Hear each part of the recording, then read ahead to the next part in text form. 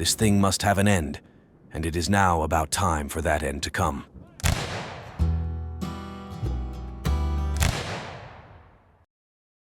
Memphis, Tennessee, August 28, 1868. Today I have enjoyed big talks, enough to have gratified any of the famous Indian chiefs who have been treating with General Sherman for the past 2 years. First I met General N.B. Forrest, then General Gideon A. Pillow, and Governor Isham G. Harris.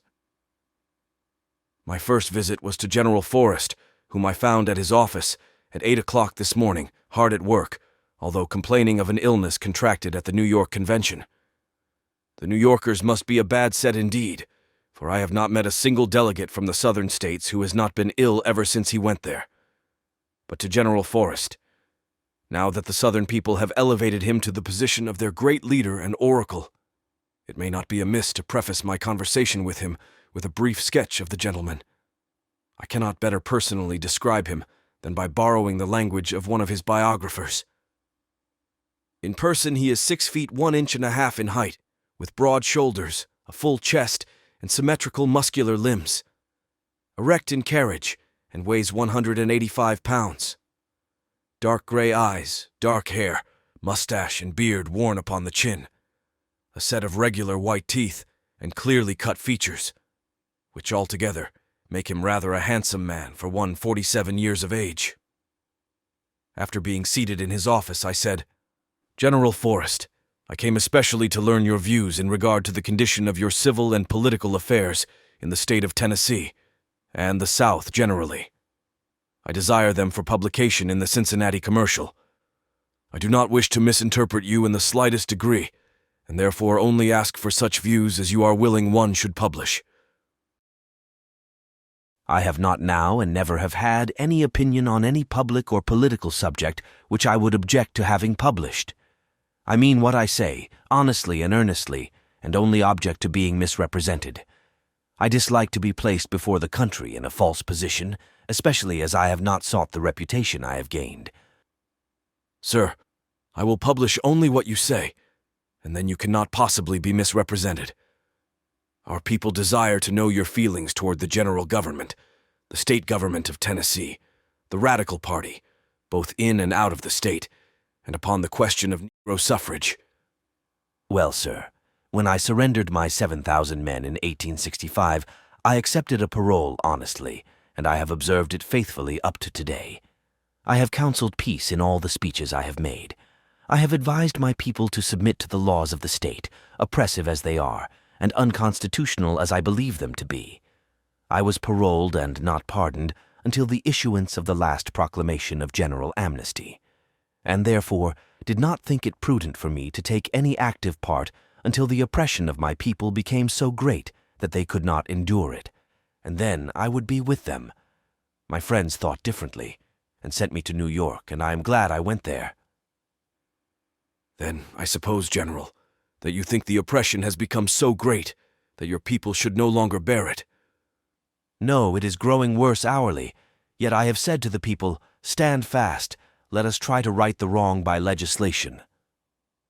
A few weeks ago I was called to Nashville to counsel with other gentlemen who had been prominently identified with the cause of the Confederacy, and we then offered pledges which we thought would be satisfactory to Mr. Brownlow and his legislature, and we told them that if they would not call out the militia, we would agree to preserve order and see that the laws were enforced. The legislative committee certainly led me to believe that our proposition would be accepted and no militia organized. Believing this, I came home and advised all of my people to remain peaceful and to offer no resistance to any reasonable law. It is true that I never have recognized the present government in Tennessee as having any legal existence, yet I was willing to submit to it for a time, with the hope that the wrongs might be righted peaceably. What are your feelings towards the federal government, General? I loved the old government in 1861. I love the Constitution yet. I think it is the best government in the world if administered as it was before the war. I do not hate it. I am opposing now only the radical revolutionists who are trying to destroy it. I believe that party to be composed, as I know it is in Tennessee, of the worst men on God's earth, men who would hesitate at no crime, and who have only one object in view to enrich themselves. In the event of Governor Brownlow's calling out the militia, do you think there will be any resistance offered to their acts? That will depend upon circumstances. If the militia are simply called out and do not interfere with or molest anyone, I do not think there will be any fight. If, on the contrary, they do what I believe they will do, commit outrages, or even one outrage upon the people, they and Mr. Brownlow's government will be swept out of existence. Not a radical will be left alive. If the militia are called out, we cannot but look upon it as a declaration of war, because Mr. Brownlow has already issued his proclamation directing them to shoot down the Ku Klux wherever they find them, and he calls all Southern men Ku Klux. Why, General? We people up north have regarded the Ku Klux as an organization which existed only in the frightened imaginations of a few politicians. Well, sir, there is such an organization, not only in Tennessee but all over the South, and its numbers have not been exaggerated. What are its numbers, General? In Tennessee, there are over 40,000. In all the southern states, about 550,000 men.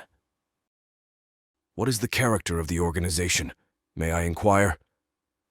Yes, sir. It is a protective, political, military organization. I am willing to show any man the Constitution of the Society. The members are sworn to recognize the government of the United States. It does not say anything at all about the government of the state of Tennessee. Its objects originally were protection against loyal leagues and the Grand Army of the Republic. But after it became general, it was found that political matters and interests could best be promoted within it, and it was then made a political organization, giving its support, of course, to the Democratic Party. But is the organization connected throughout the state? Yes, it is.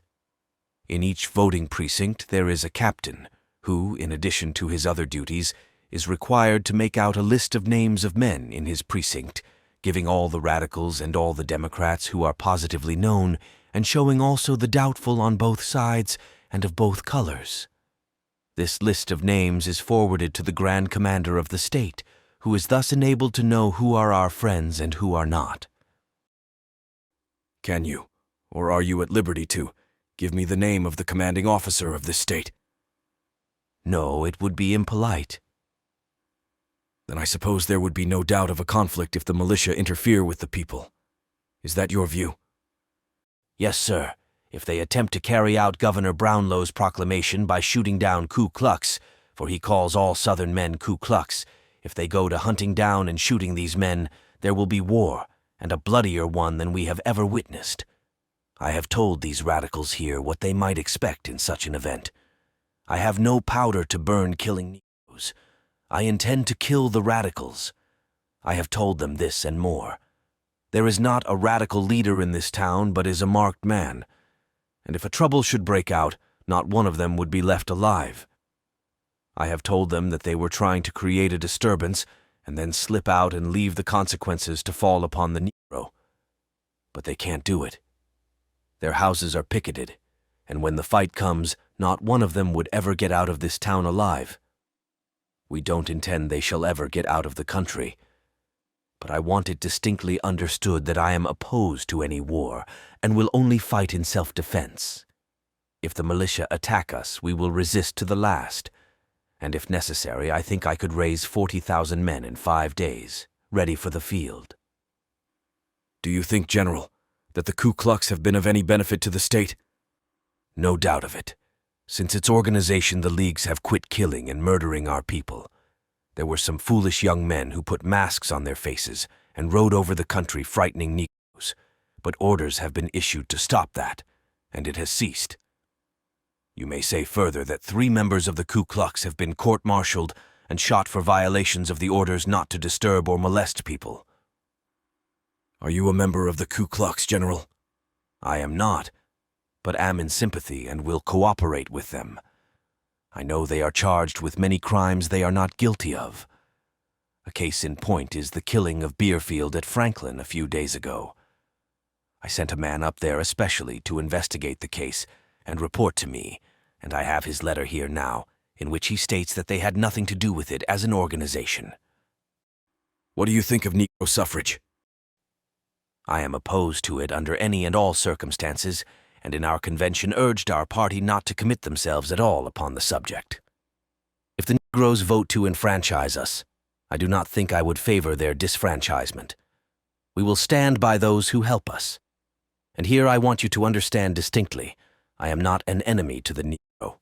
We want him here among us. He is the only laboring class we have, and more than that, I would sooner trust him than the white scalawag or carpetbagger. When I entered the army, I took 47 Negroes into the army with me, and 45 of them were surrendered with me. I said to them at the start, "This fight is against slavery. If we lose it, you will be made free.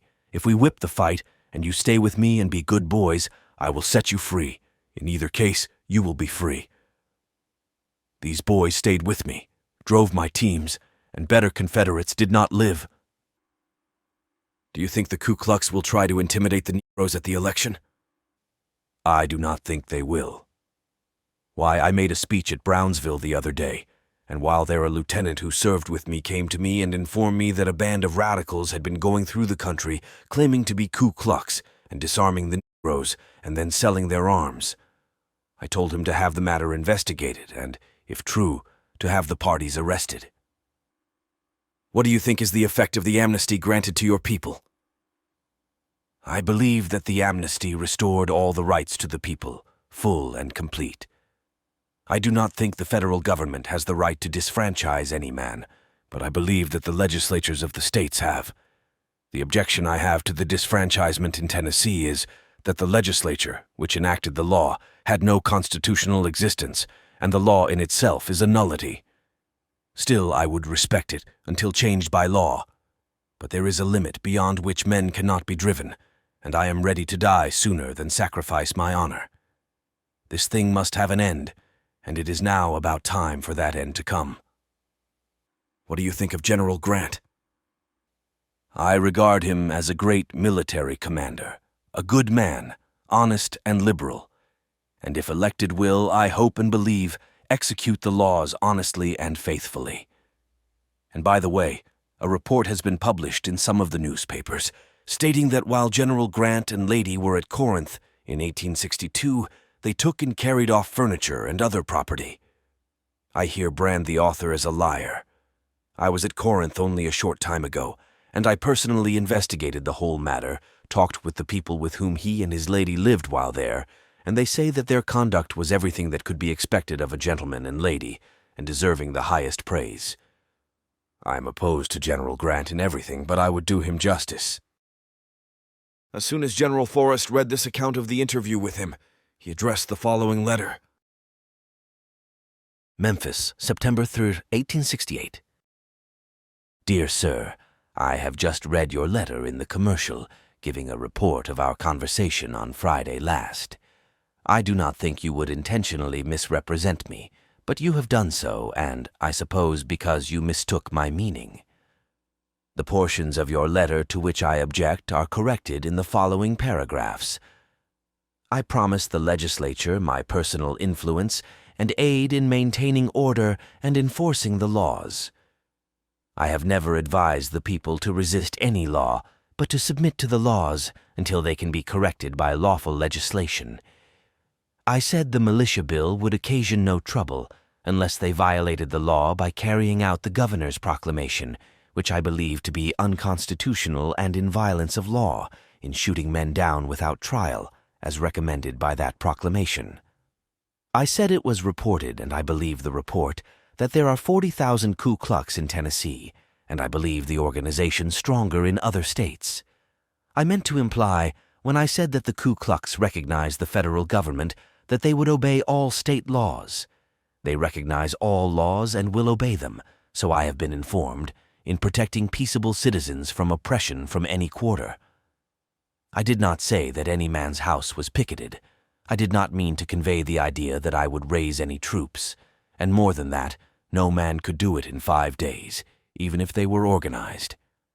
I said that General Grant was at Holly Springs, and not at Corinth. I said the charge against him was false, but did not use the word liar.